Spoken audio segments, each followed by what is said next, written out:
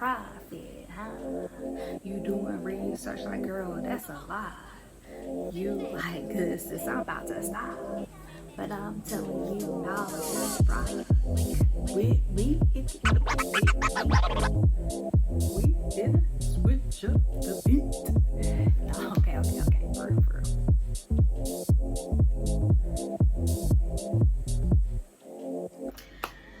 For real. For real. This is what y'all here for, right?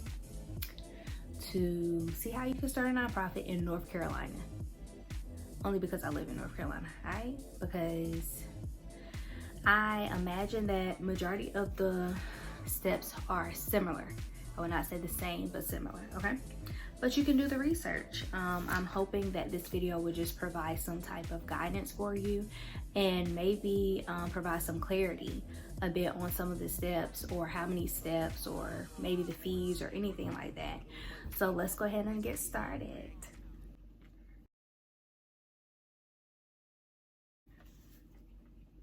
Okay, so I have all of this. I know it looks like a lot for real, but I think the biggest thing is to ensure that you break down the steps and do what you can as you can. I definitely feel like they make the process lengthy to separate the real from the fake, basically, because it's not as easy as just starting an LLC or anything like that, because a nonprofit is supposed to be created to better the community, move the community forward in some way, shape, or form. And I think that the steps should be a little more challenging, if you will, or lengthy, or whatever you want to say, just so that they can, whoever the powers that be, can feel, I guess, a little comfort on, okay, maybe this person really wants to help the community, and this is not like a just quick get rich like scheme type thing or whatnot. So yeah, so one of the first steps that's important in thinking about creating a nonprofit is assessing the need in your community. You definitely want to see if there's a need and how can you fix that need, and if other organizations are already attempting to fix that need in your community. I'm not saying that, okay, first of all, disclaimer, I forgot to say this. Obviously, I have not started a nonprofit. I've done tons of research on starting a nonprofit because I hope to do so one day. And I definitely think that right now with COVID going on, that many people are wanting to build something right now, whether that is a business or if that's a nonprofit where you see there's a need that I want to help the community in some way, shape, or form, then okay. So this video is just simply to give people information or whatnot, and I will have a lot of links in the description box below so that it's just at your convenience, it's at your fingertips. Like, hey, here's the articles of incorporation right there, here's the number to the Secretary of State right there, all of that. So anyways, going back to the first step, you want to assess the need in your community. So let's say that you want to start a thrift store, maybe someone who works at Goodwill, or who's the owner of Goodwill, or however you want to put it, someone who has some inside information on how to run a nonprofit thrift store. Then perhaps you could chat with them, maybe become their mentee, kind of get a little guidance on how you can start it, the steps that will take, the ins and outs, like I said, and just see if this is something that you would really be interested in. So that is literally just like the base level of starting a nonprofit, is starting with figuring out if there is a need, what type of need is it, and is there anyone that you can go and get some advice, some guidance, whatnot from, because that is one of the better ways to embark on a new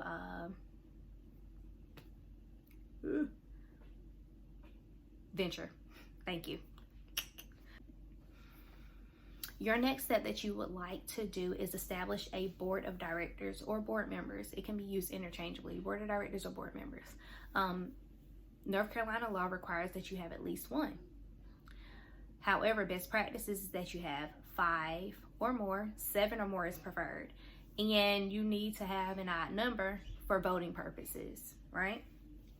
For your board members and choosing your board members, a lot of people I hear talk about, friends, family, whomever, talk about, oh yeah, I think I want, my auntie to be a board member, or one of my friends who's a lawyer, or, all of that stuff, right?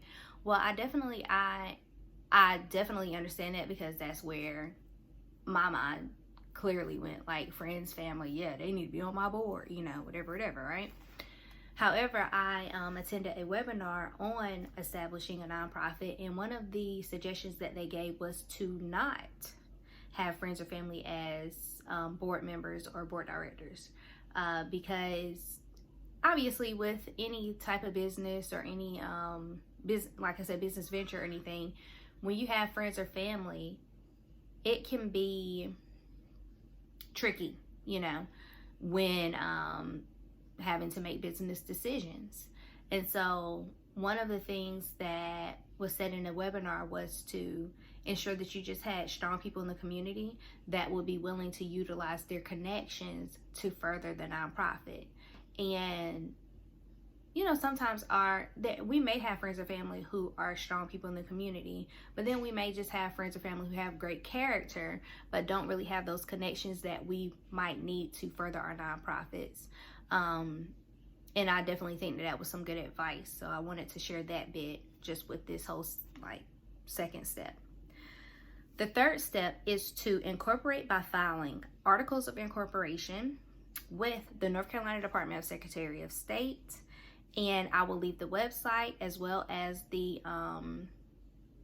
link to the form for that. And it is $60 plus a $2 service fee here in North Carolina to do that. It's pretty simple. It's almost the same as filling out an LLC. I definitely think that the more difficult part is doing the tax exempt status, which we will get to later. So the next step is to create bylaws. Creating bylaws are your rules or standards that you set for your nonprofit. These are just rules that you put in place for any person who will be employed by the nonprofit and for your board members. It establishes just a set of standards that people should follow, right? And this is very much so needed for your tax exempt status, because it requires you to have your bylaws put in place. It is important that when you're creating your bylaws that you hold a meeting with your selected board members or board of directors so that they can adopt the laws for the nonprofit. What you can do when creating bylaws is to simply Google another organization's bylaws. This can be very, very useful if you Google another organization who's doing something, whose mission is pretty much similar to yours, or doing exactly the same thing that you're doing. Doing a Google search on another organization's bylaws pretty much gives you an idea of what you should include in your set of bylaws.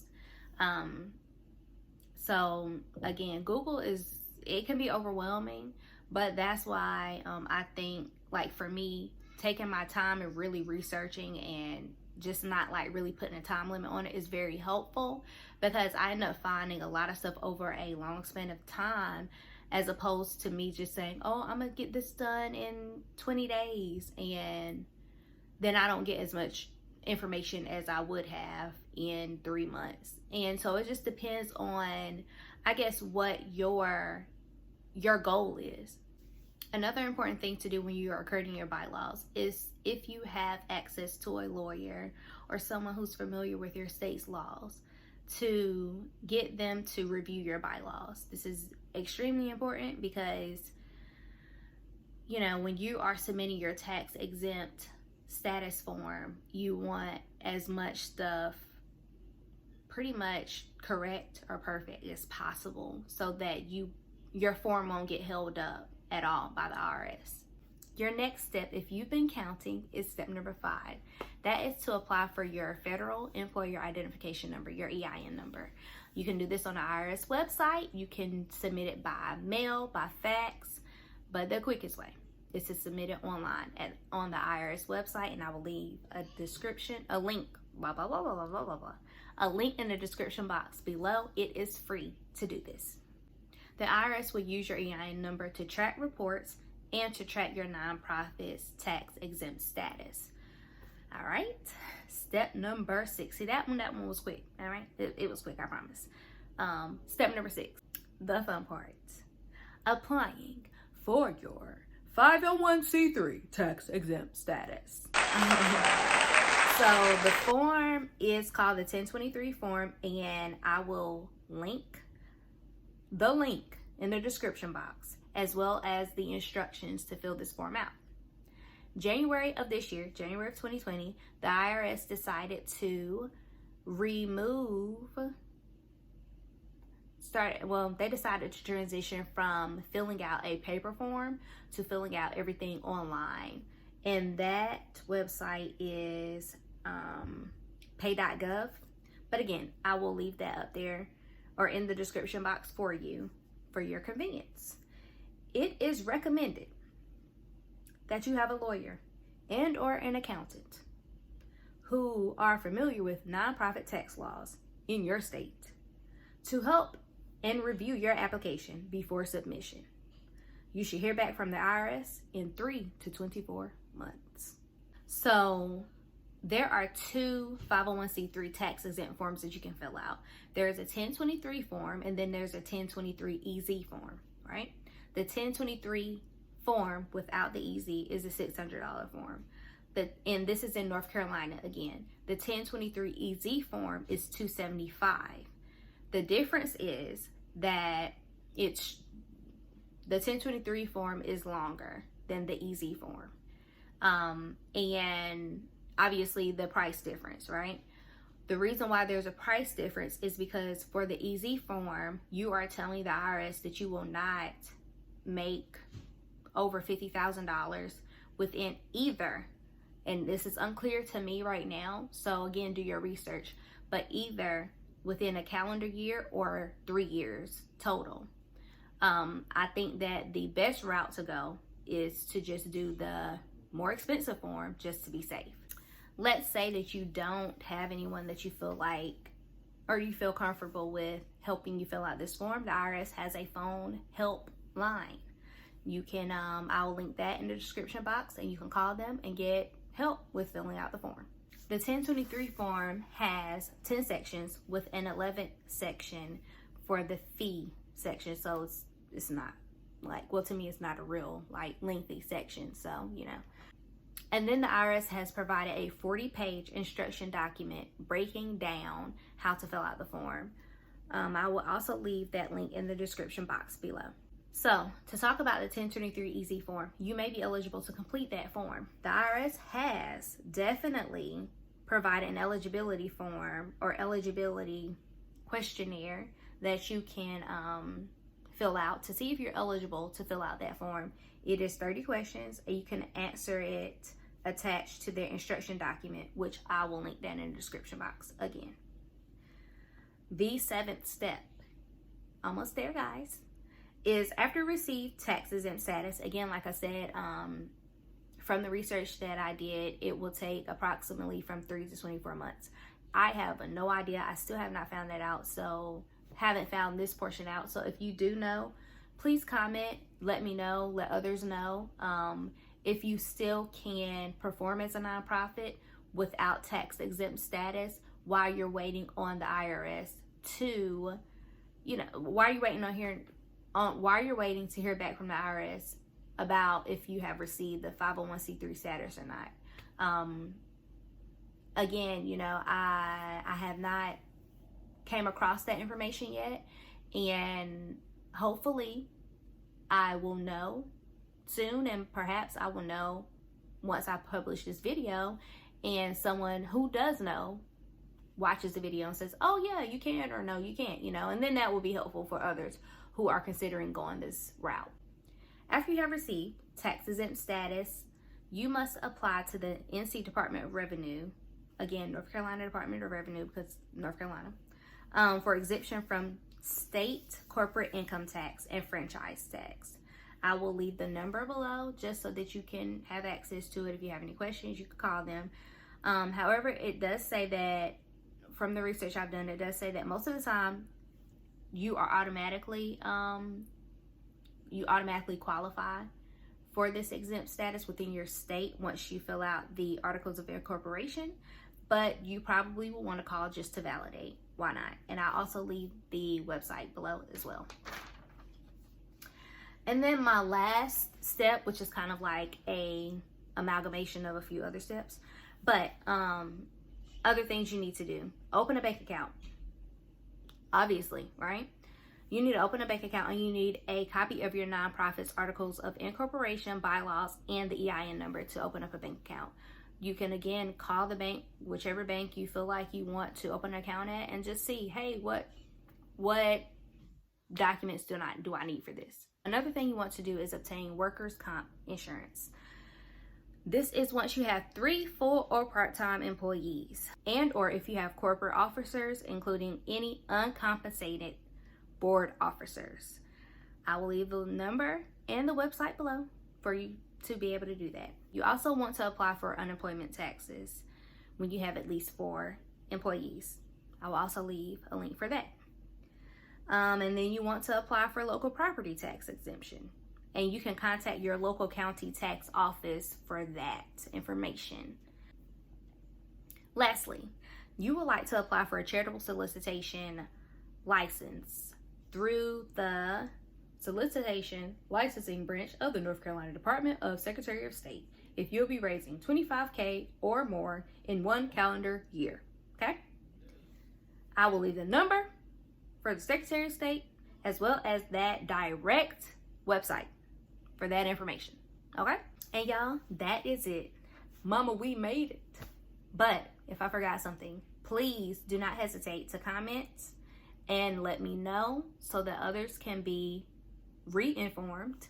One of the things I did not mention in this video is to how to check for name availability. I have that in my How to Create LLC video, and I will leave a link to that video in the description box. How many times can I say video in 5 seconds? I don't know. Anyways, but yeah, I can definitely leave a link of that video in the description box so that you can understand how to do that, because obviously most people don't want their businesses or nonprofits to be named the same thing as someone else's already created business or nonprofit. Seriously, y'all, I'm gonna get off my soapbox, but I definitely think that creating a nonprofit is the move.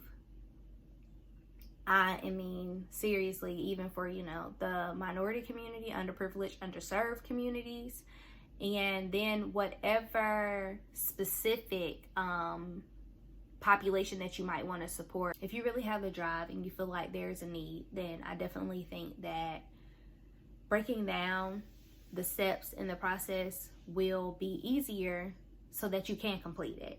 And at the end of the day, the community needs all the help that it can get. Even when I was doing research, some posts were saying, like, if there's an organization in your community that's already doing it, then don't do it. Maybe you should just work with them, partner with them. Don't open up a nonprofit. And perhaps, I don't know, I haven't opened up a nonprofit. However, I think that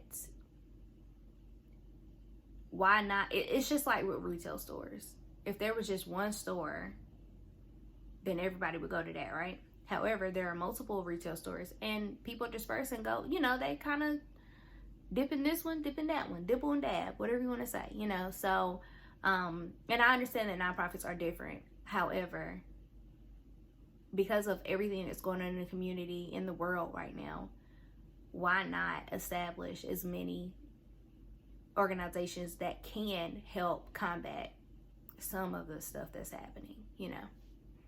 It is needed. It really is needed. And now we have Corona. People are going to need therapy after this. Seriously. There are a lot of people who are in abusive relationships or in abusive households who have been quarantined in these situations. So it's real out here for a lot of people. And if the resources available in their community, that's the thing, like the resource might be available in another county or a whole nother city, or, you know, whatever, right? But if it's not within their community, then how is it helping them? So that is my spiel on why it's important for nonprofits to be created. And obviously, even for like my community, like minority community, it's very, very, very important. So I hope that this inspires someone, encourages someone to go ahead and take the leap to start a nonprofit. And if you have any information on how to create a nonprofit, please, please, please leave the information so that it's available to all of us. Because, I mean, you know, if we can, it's not a competition. It's not a competition. We all need help in some way, shape, or form. And why not help each other? All right, guys. Thank you so much for watching. And I will see you next time.